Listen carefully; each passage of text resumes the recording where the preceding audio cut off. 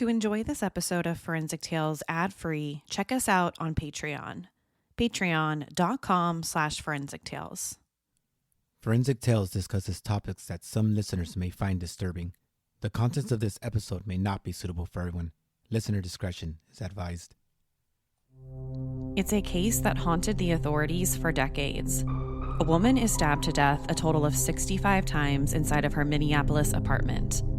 Although the scene overflowed with physical and forensic evidence, the case eventually turned cold. It wasn't until the police collected DNA from a hot dog napkin that they finally got the break they had hoped for. This is Forensic Tales, episode number 266, The Murder of Jeanne Childs.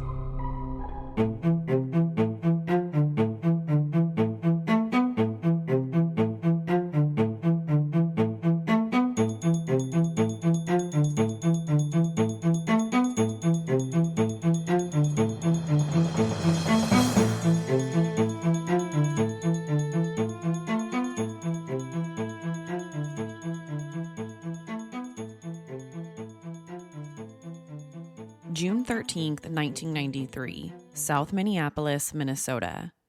One of the maintenance workers at the Charles Horn Towers Public Housing Complex got a work call around 5:30 p.m. The call was from a tenant complaining about a water leak coming from the building's 21st floor. So as soon as the call came in, the maintenance worker went straight to apartment 2105 and spoke to the woman living there. She showed him the water that was now leaking into her place and said that it looked like it was coming from the apartment next door, apartment 2104. On his way up to the 21st floor, the maintenance worker noticed that the front door to apartment 2104 was unlocked. But he didn't feel comfortable going in there by himself. So he called the building's security company and waited for them to get there. As soon as they arrived, the officers from the security company and the maintenance worker went inside apartment 2104 through the unlocked door. And as they stepped in, they called out just to make sure if anyone was home. They didn't want to scare anyone. But besides the noise of the television, which was turned on low, no one called back. So they assumed no one was home. Maybe someone accidentally left the water running, or there was an issue with one of the pipes. From the moment they stepped foot into the place, they saw water everywhere throughout the tiny one-bedroom apartment. There were pools of it in the living room, and running water was coming from the bedroom. The water even had a reddish color to it, like maybe it was blood. So the security officer and maintenance worker went toward where the water was coming from, the bathroom, and that's when they noticed that the shower was running. And not only that, but the shower head was turned in a way that the water was spraying everywhere throughout the bathroom, not just in the tub. So they quickly turned off the water and started mopping up the place in the hallway just outside the apartment that had water on it. But even as they cleaned up, no one saw anyone inside the apartment. It appeared completely empty. The men decided it would also be a good idea to call the building's owners to let them know about the water leak. It had clearly caused a lot of damage, so they needed to notify them.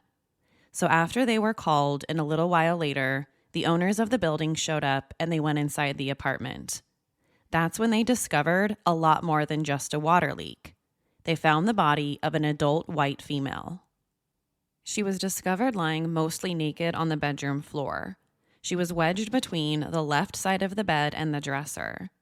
But the reason why no one saw her earlier was because she was partially underneath of the bed, so no one could really see her. It was obvious from the moment the building owners showed up to this woman that she was beyond saving. She was very clearly deceased. And now they were standing in the middle of a crime scene. So they immediately got out of the apartment and called the Minneapolis Police Department. By 7:00 p.m., the police were at the apartment. The homicide unit was called, and the entire apartment was put on lockdown.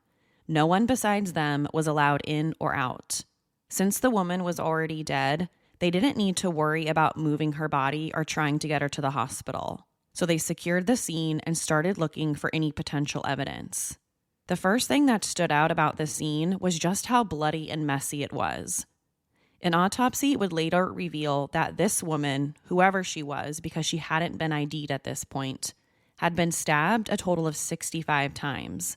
Many of the stab wounds were to her chest and stomach area. She had a fatal stab wound that went from right through her heart, and her stomach had been slashed, exposing most of her insides.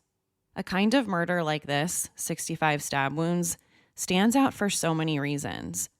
But the primary one is, this was personal. Whoever did this knew the victim, and they were very, very angry. Plus, it also would be revealed at the autopsy that many of these stab wounds happened post-mortem. She was already dead when more than half of these wounds were inflicted. So to me, that also screams overkill. The next thing the Minneapolis police had to do was identify her. They knew the apartment didn't belong to her because the lease had a guy by the name of Arthur Gray on it. And the police felt pretty good about the victim not being someone named Arthur Gray. But fortunately for investigators, they found a fanny pack in the bedroom that had a wallet inside of it. And inside the wallet, they found the ID of the victim, 35-year-old Jeanne Childs. The police would discover later on that Arthur Gray, the guy whose name was on the apartment lease, was Jeanne's boyfriend at the time. So it makes sense for her to be inside of the apartment. But it's also worth mentioning here that it didn't actually look like Arthur lived there. Everything inside the apartment belonged to Jeanne. So it looked like Arthur just put his name on the lease so that his girlfriend could live there. Of course, that was against the apartment building policies, but they weren't the only ones to do that. A lot of people did. Someone, more qualified, would sign a lease for one of the apartments, and someone else, maybe someone who couldn't qualify on their own, would actually live there. So it looks that's the case here. Obviously, the Minneapolis police wanted to know as much as possible about this Arthur Gray guy, and here's what they came up with. It turned out Arthur had a nickname, Nasty. He rode a motorcycle. He didn't have a job, or at least not that anyone knew about, so he was unemployed at the time. He was said to be both physically and emotionally abusive toward Jeanne, and he acted more like a pimp to her rather than an actual boyfriend. Here's the story on that. Through the investigation, it was uncovered that Jeanne Childs might have had a history of working as a prostitute or sex worker, and she may or may not have used that apartment to conduct her business and bring clients there, the apartment that was under her boyfriend's name. So the theory goes, Arthur Gray was more like a sex trafficker, pimp, than he was an actual boyfriend. He owned the apartment so that she could bring money in. It was a classic sex worker operation. So not surprisingly, the Minneapolis police were a little skeptical about Arthur and wanted to keep him on top of the suspect list. He's a pimp. He doesn't treat the victim very well. He's just not a very good guy. So some of the detectives wondered, could he have done this? They already sensed this was something over extremely personal. 65 stab wounds, multiple post-mortem wounds. Certainly, a boyfriend-girlfriend relationship is incredibly personal, or even a pimp relationship. If she wasn't doing what she was supposed to be doing, or bringing in enough money, maybe that's what caused all of this. Arthur Gray would have also had easy access to the apartment. Not only was he on the lease, but the police didn't find any signs of forced entry. The front door was left completely unlocked when the maintenance worker showed up, and besides the bedroom, the apartment didn't look too bad. The kitchen was described as a little unkept. There were dirty dishes in the sink, but it didn't look like there was any type of struggle there. The same could be said about the living room. The only signs of a struggle were inside of the tiny bedroom. Let's talk about that now. The bedroom was a mess. Blood was virtually everywhere. Smears of it were on the walls. The bed was covered in blood. Most of it had soaked through all of the sheets and even the mattress. The same could be said about the floor in the bathroom next door. It all had blood. But none of that should be too surprising. For someone to have been stabbed 65 times, that's going to cause a lot of blood evidence. You'll have blood coming from the victim. You'll have cast-off patterns on the walls and the ceilings from the stabbing. The suspect himself might have even cut himself. So there's the potential for his blood to be mixed in there as well. 65 stab wounds, that's going to produce a lot of forensic blood evidence. Jeanne herself also had a lot of blood on her. Besides a pair of bloody socks on her feet, she was completely naked. Her clothes and underwear were found in the bedroom. And since her body was partially hiding underneath the bed, that's why no one saw her at first. She also had a gold necklace that was knotted up in her hair. It was pretty clear that the struggle happened in the bedroom. All of that blood was there, and even the bed looked like it had been moved, like maybe it got moved during a fight. But it wasn't just the amount of blood on the bed and in the bedroom that stood out. On top of the bed was an open bottle of shampoo. But here's the strange part. The shampoo bottle was completely clean of blood, like it had been placed there after the blood got on the bed. So, does that mean the killer showered after the attack? Throughout the rest of the apartment, the police found more bloody clues. There was a blood-stained blue towel hanging on the bathroom wall, a blood-stained washcloth on the toilet, and there were several bloody footprints throughout the apartment, including 4 underneath the bedroom window, like someone covered in blood was standing there looking out the window. There were also a pair of white underwear found inside the toilet that had some blood on it. There was a used condom on the dresser drawer, and blood was found on the white shower curtain. All of that was photographed, collected, and put into evidence. Underneath the victim's fingernails, the police found additional forensic evidence. Blood was discovered underneath her fingernails, further suggesting there was some type of struggle. She didn't go down without a fight. And during that fight, she might have gotten some of her killer's DNA underneath of her fingernails. So fingernail scrapings were collected and put into evidence as well. But wait, there's still more evidence. The police also collected several strands of hair found inside her hands. But there was noticeably one thing missing from this bloody crime scene: the murder weapon. The only knife found in the entire apartment, which was found inside of the kitchen, had 0 blood on it. So it couldn't have been the murder weapon. Whoever did this must have taken it with them. On the very night Jeanne's body was discovered, the Minneapolis police called in help from the Minnesota Bureau of Criminal Apprehension, or BCA. Because there was so much forensic evidence to go through, the BCA was called in to help with that. And one of the things the BCA was most interested in at the crime scene were the 4 bloody footprints found in the bedroom underneath the window.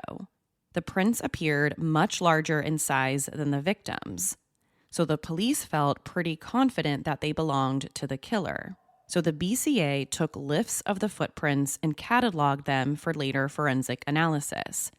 We'll talk about that much more later on, but these footprints are going to be a very important piece of evidence. After the Minneapolis police response, the BCA, the forensic evidence collection, Jeanne's body was finally removed from the apartment and taken for an autopsy. The next step of the investigation now began: look for her killer. The obvious first suspect was the boyfriend/pimp, Arthur Gray, aka Nasty.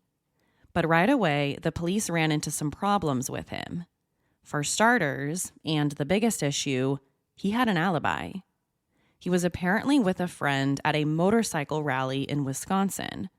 And when detectives sat down and questioned the friend, it seemed like an airtight alibi. He wasn't anywhere near the apartment when Jeanne was killed. But that didn't mean Arthur was completely off the hook. After the evidence was collected from the apartment, it was sent to the lab for forensic testing. And here's what some of the police learned. Number 1, the strands of hair found in the victim's hands were determined to have come from Arthur Gray. So that's pretty problematic for him. How could he explain how his hair got there? And number 2, his DNA was found on the comforter in the bed. So you might be wondering, wasn't that a slam dunk for the prosecution and the police? His hair is found in the victim's hands, and it's his DNA on the bed. Well, not exactly. The police still had the airtight alibi that put him nowhere near the scene that night. So there was nothing the police could do. They didn't have enough to go out and arrest him for murder. After that, the investigation stalls out. Arthur Gray is a free man. There were no other witnesses. No one inside the apartment complex heard or saw anything suspicious, or at least no one was willing to come forward. And there just weren't many leads. Yes, they had a mountain of forensic evidence, but we're talking about 1993 here. Forensic analysis was just starting to happen across the United States. So whatever evidence was collected from the apartment, they did the best they could with it. But their resources were extremely limited for it being the early 90s. So eventually, the case went cold. The Minneapolis police didn't stop working the case or pursuing new leads, but there was nothing they could do. The evidence dried up, the leads stopped coming in, there weren't any credible witnesses, so the case was at a standstill. The police also couldn't come up with any promising suspects. They knew the victim sometimes worked as a sex worker, so any of her customers could be a possible suspect. Her work in that type of industry meant that she would have crossed paths with a lot of people. So the police didn't even know who they were looking for. They had no idea who she was in contact with at the time of her murder. On top of being stabbed dozens of times, there was evidence of a sexual assault, or at the very least, she had engaged in some type of sexual activity right before her death. Besides the blood found all over the crime scene, the police also collected semen from the bed, and more of the same DNA was found on the bloody bath towel and the bathroom sink. So this discovery seemed promising. They've got the suspect's semen all over the crime scene. But again, 1993 here.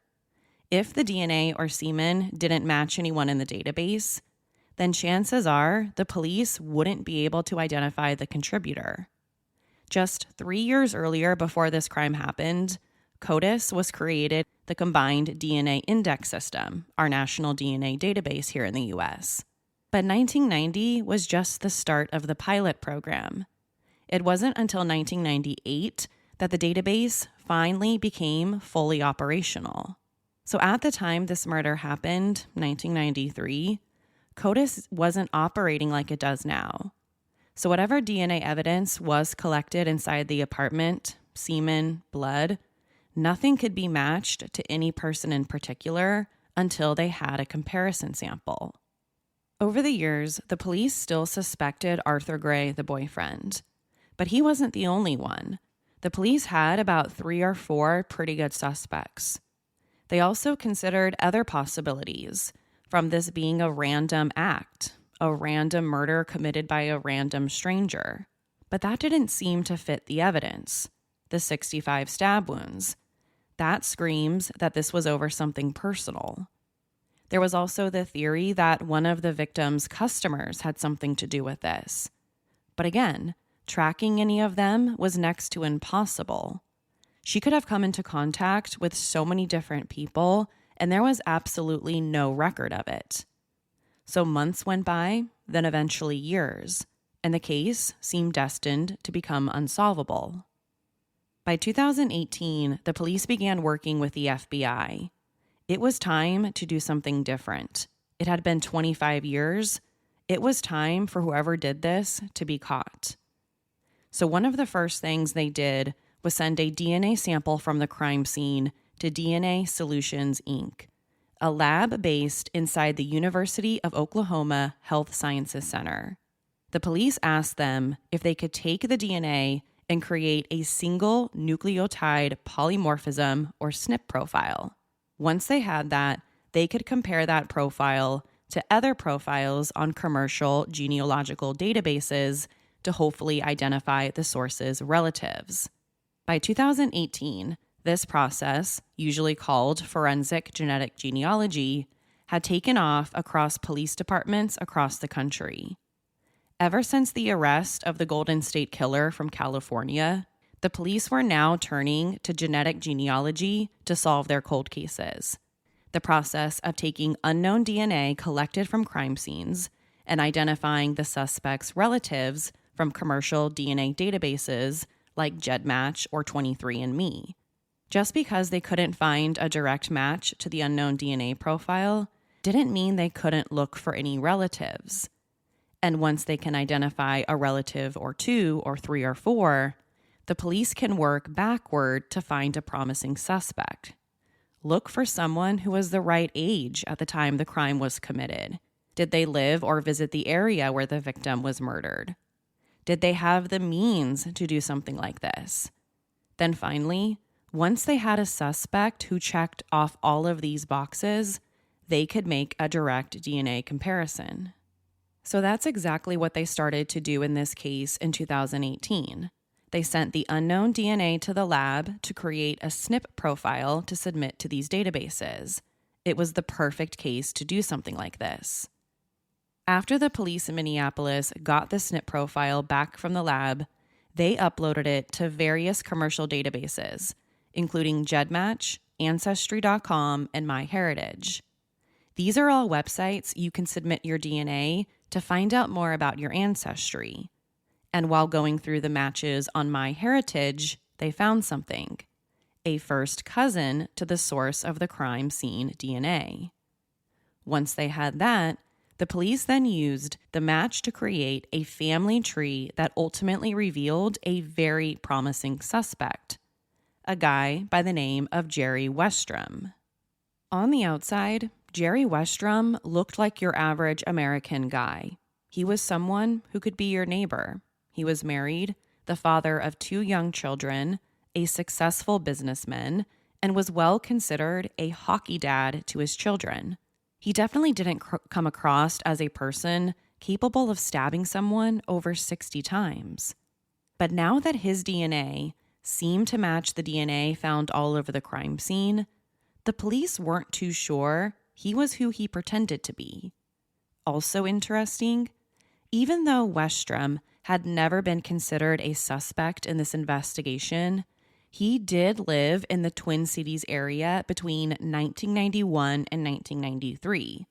So, geographically speaking, he could have done it. But before the police could go in and make an arrest, they needed to be sure they had the right guy. Just because they found a relative who shared DNA with the killer, they needed to be 1,000% sure it was Jerry Westrom. And the only way to do that is through a direct DNA comparison. So to cross their T's and dot their I's, the police looked for ways that they could secretly get a DNA sample from him. They knew they couldn't just go up to him and ask him for one, so they needed to get creative. That's when they found out he was attending his kid's hockey game one weekend. So that's when the police came up with a plan. They would follow him to the hockey game and wait for him to throw away something containing his DNA, a piece of gum, a cigarette, a coffee cup, whatever they could get their hands on. So as soon as Westrom showed up at the hockey game, the police began watching him. For a while, he just sat there watching the game, and the police weren't too sure that this was their opportunity. But then something happened. Westrom got up from his seat, went to the concession stand to order something to eat, a hot dog. The police watched him as he went back to his seat to eat it. They also watched when he got up, walked over to a nearby trash can, and threw it away in the trash. And that's when they swooped in and grabbed it. Anything he threw in the trash can was now fair game. The napkin that Westrom used to eat his hot dog was sent to the BCA for analysis. From there, they created STR DNA profile from the residue on the napkin and found that it matched the crime scene sample. It was definitely his DNA. This was also confirmation of what they already knew from that genealogical testing. This discovery now meant the police finally had the forensic proof they needed to go to a judge and ask for an arrest warrant. And that's exactly what the Minneapolis police did. They got a warrant and went out and arrested Gary Westrom for the 1993 murder. The seemingly normal husband and father was now under arrest for a brutal murder. He was charged with second-degree murder. Even though the case was over 25 years old, there is no statute of limitations on murder, so he could still be charged and convicted. But from the moment the handcuffs were put on, he denied everything, saying he had nothing to do with what happened inside of that tiny one-bedroom apartment. Yes, he did live in the area for a brief period of time, but he said he never met her. But not everyone believed him or his story. After he was put in jail, a grand jury later indicted him for first-degree premeditated murder. So now he faced 2 counts, first and second-degree murder. Before the case would eventually go to trial, Westrom's attorneys filed motions to have all evidence stemming from the police's comparisons of the SNP profile created from the DNA gathered at the crime scene with other profiles at commercial websites all thrown out. They also filed motions contesting the admissibility of evidence obtained through the STR analysis of DNA taken from the hot dog napkin. But ultimately, all of these defense motions were denied. The judge said that since he threw away that hot dog napkin in a public setting, that meant he no longer had the right to privacy. As soon as that napkin hit the trash can, it was fair game for the police to go in and grab it. Under the law, there is no expectation of privacy for things that we throw away in a public trash can. They basically become public domain at that point. That also means that whatever the police did with that hot dog napkin after they got it from the trash didn't violate any of his rights. If they wanted to test it for fingerprints, they could. If they only wanted DNA, which they did, the judge said they could legally do it. Also before trial, the state arranged for Mark Ulick, a forensic administrator for the city of Minneapolis, to testify about the footprints found inside of the apartment. He was the one who performed the analysis on them, and according to his testimony, those 4 bloody footprints matched Westrom. That was now a second piece of forensic evidence planting him at the crime scene. But the defense had their own witness talk about the footprints, Dr. Michael Nuremberg. He disputed the state's ruling using the real method of forensic podiatry, which analyzes a person's features by measuring multiple dimensions of a footprint. On cross, the state challenged Dr. Nuremberg's methodology, and a Fry-Mac hearing was held.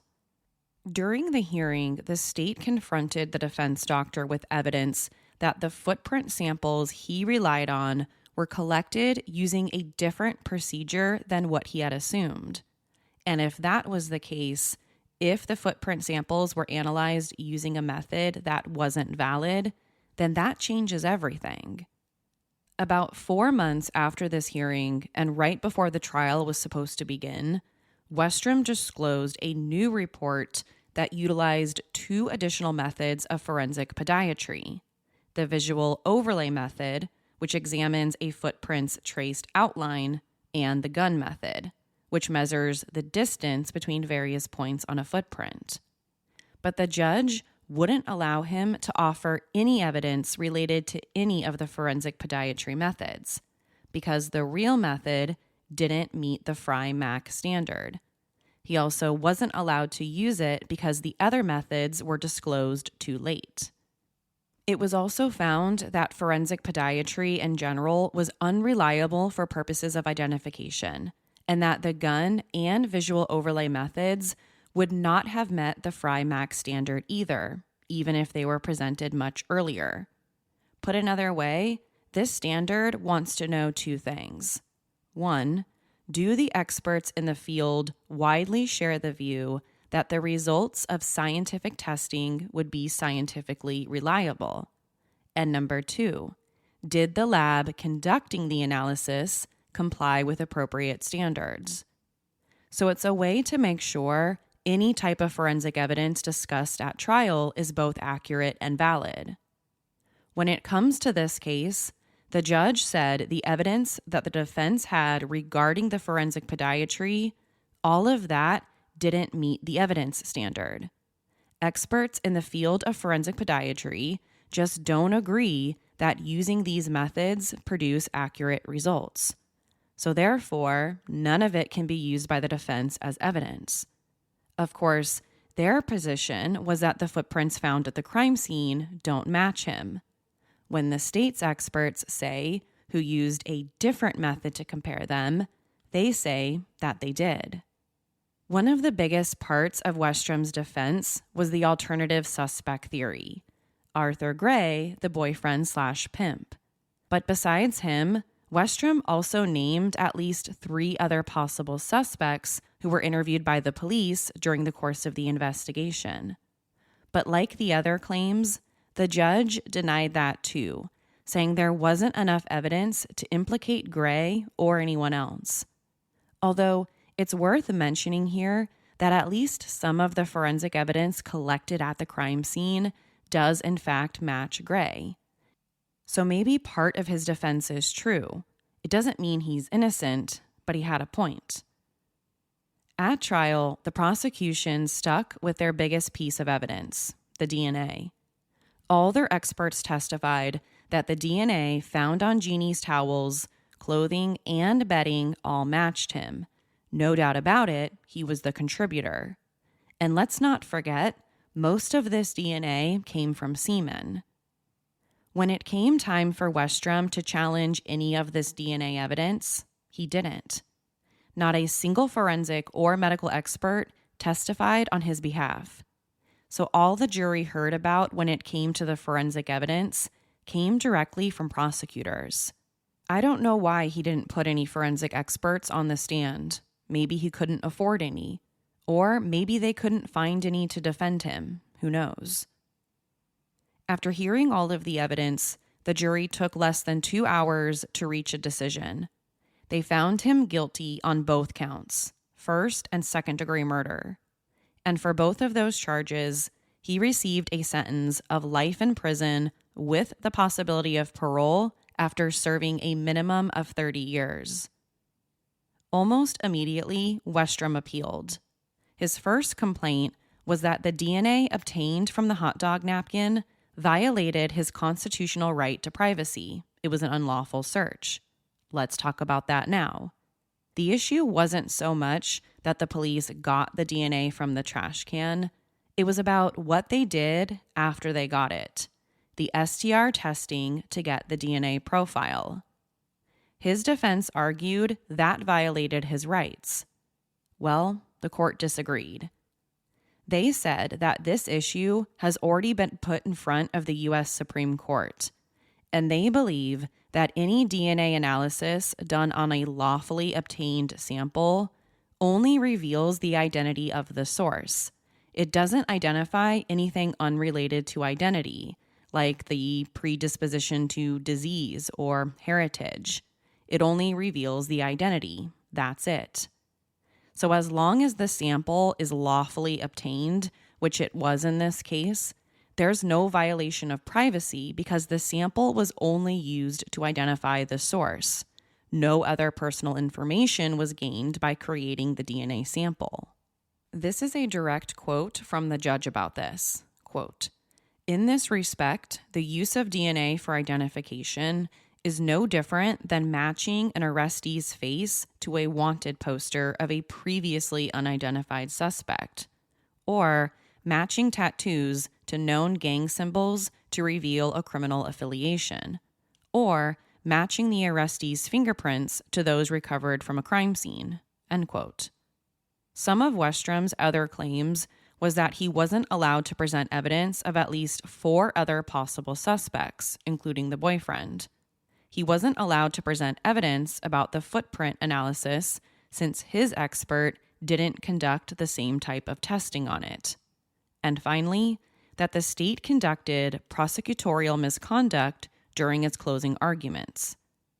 But most of these claims were denied. The only victory for his defense was that the court ruled he shouldn't have been convicted of both first and second-degree murder. So the first-degree murder conviction was vacated, leaving only the second-degree charge. But none of that means he walks free. He's now 58 years old and serving his life sentence in the St. Cloud prison. After the trial, Jeanne's mother, Betty Eckman, seemed satisfied with the ruling, telling reporters, quote, "I know that the law is finally going to take care of him for what he did, and I hope he can sleep at night. Jeanne was a wonderful person even though she had problems. She had a big heart," end quote.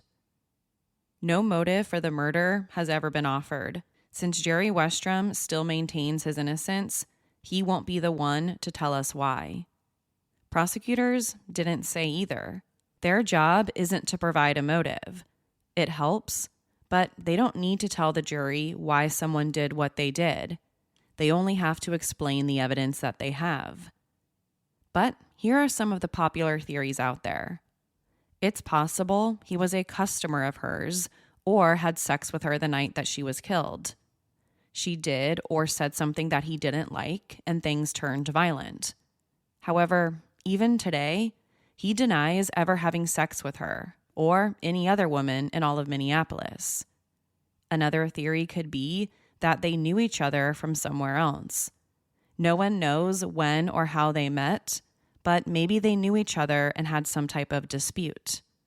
The third theory, it's possible this was completely random. We don't know. Among other things, Westrom claims he has no clue why his DNA was found at the crime scene. He said he wasn't there, he didn't have sex with her, he didn't kill her. So there's no reason for his DNA to be there. His defense still claims that the police botched the original investigation and that the knife found in her kitchen sink was never tested for physical evidence. And since the actual murder weapon has never been found, he claims that knife might be it. But the police dropped the ball because it was never collected. So there's no way to either rule it in or rule it out. On June 13th, 1993, Jeanne Childs was found stabbed to death inside of her South Minneapolis apartment. She'd been stabbed a total of 65 times, many of which came after she was already dead. It took years of investigating and new forensic testing to identify the source of DNA found at the crime scene. And if it wasn't for that hot dog napkin, a killer might have gotten away. To share your thoughts on this week's episode, follow the show on Instagram and Facebook. To find out what I think about the case, sign up to become a patron at patreon.com/forensictales. After each episode, I release a bonus episode sharing my personal thoughts. Don't forget to subscribe to Forensic Tales so you don't miss an episode. We release a new episode every Monday. If you love the show, consider leaving us a positive review. You can also support the show through Patreon. Thank you so much for joining me this week. Please join me next week. Until then, remember, not all stories have happy endings. Forensic Tales is a Rockefeller audio production. The show is written and produced by me, Courtney Fretwell. For a small monthly contribution, you can help create new compelling cases for the show, help fund research, and assist with production and editing costs. For supporting the show, you'll become one of the first to listen to new ad-free episodes and gain access to exclusive content. To learn more, please visit patreon.com/forensictales.